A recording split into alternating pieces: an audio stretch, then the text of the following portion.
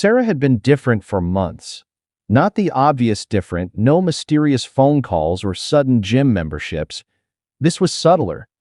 She'd started wearing that perfume I bought her 3 Christmases ago, the one that gathered dust on her vanity until recently.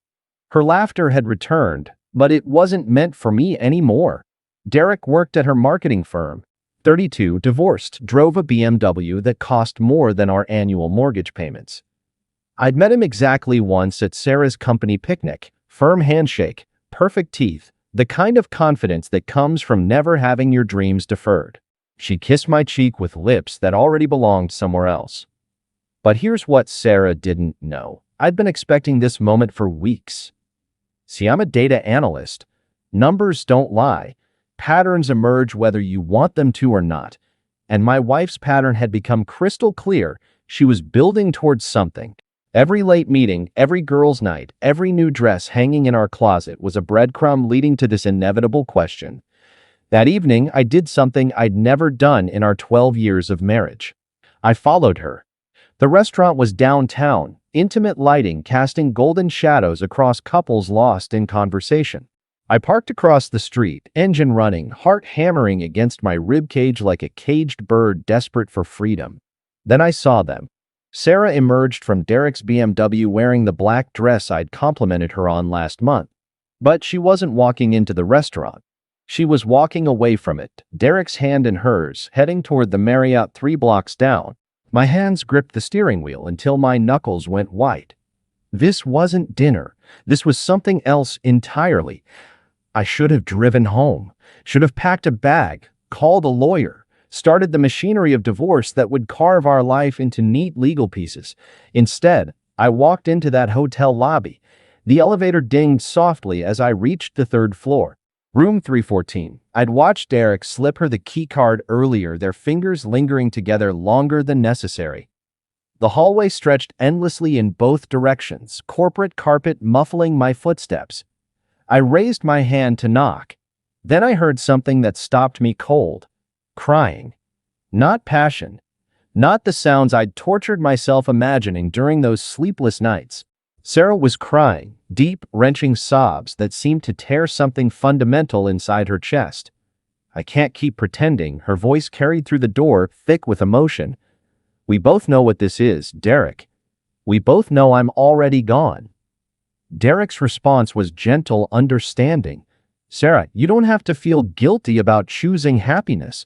You've given 12 years to something that stopped working long ago. But Tom trusts me completely, she whispered. He said have fun this morning with that same sweet smile he's given me for 12 years. He has no idea that his wife died somewhere along the way. My chest constricted. The hallway walls seemed to press closer as I listened to my marriage being dissected with surgical precision. You can't sacrifice your entire life for someone else's comfort, Derek said softly. Even someone as good as Tom. Especially someone as good as Tom. He deserves a woman who lights up when he walks into a room, not someone who's learned to perform contentment. I know, Sarah's voice cracked. God, I know. I've been playing house for so long I forgot what it felt like to actually want to come home to someone. Until you. The silence that followed felt eternal. Then Derek spoke again, his words cutting through my chest like shattered glass. So we do this properly. You tell him tomorrow. Clean break. No lies, no deception. He deserves that much truth. I pressed my back against the wall, mind reeling. This wasn't guilt or second thoughts I was hearing. This was resolution. Sarah wasn't choosing me. She was choosing Derek, but she wanted to do it with honor intact. The door handle turned. Sarah stepped into the hallway, eyes red but determined. When she saw me standing there, her face crumpled, not with shock, but with profound sadness. Tom. My name fell from her lips like a goodbye she'd been rehearsing. Derek appeared behind her, immediately understanding the weight of this moment. He didn't flee. Instead, he placed a protective hand on Sarah's shoulder, and I saw something in that gesture that hollowed out my chest. He truly cared for her. We stood there, 3 people caught in the wreckage of a love that had quietly died, mourning something that couldn't be saved. How much did you hear? Sarah asked, her voice steady despite the tears. Enough. I said, and somehow managed a broken smile.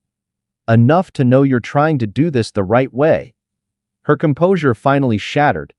Tom, I never meant for it to happen like this. You're such a good man. You deserve someone who lights up when I walk into a room. I finished gently, echoing the words I'd heard through the door. She stared at me in wonder. You heard everything. I did. I looked at Derek, this man who'd stolen my wife's heart, and found I couldn't hate him. Take care of her. Derek nodded, understanding the weight of what I was entrusting to him. I will. I promise. That was 18 months ago. Sarah moved out the following week, as gently as someone can dismantle 12 years of shared life. We divided our belongings with the courtesy of strangers, signed papers with the efficiency of business partners closing a failed venture.